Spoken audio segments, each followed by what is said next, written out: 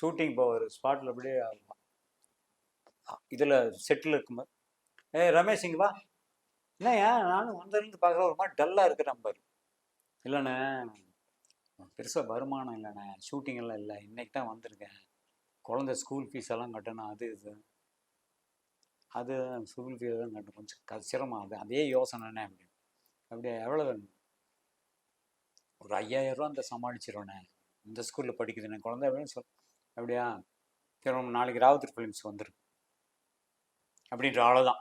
இப்போ இவனுக்கு நம்பிக்கை கொடுத்துருவாருன்னு நம்பிக்கை. கொடுத்துருவாரு 5000 ரூபா கொடுத்துருவாரு கண்டிப்பாக நம்பிக்கை. போவான் வாசல் நின்றுட்டு இருப்பான். என்ன ரமேஷ் பார்க்க வந்திருக்காரு.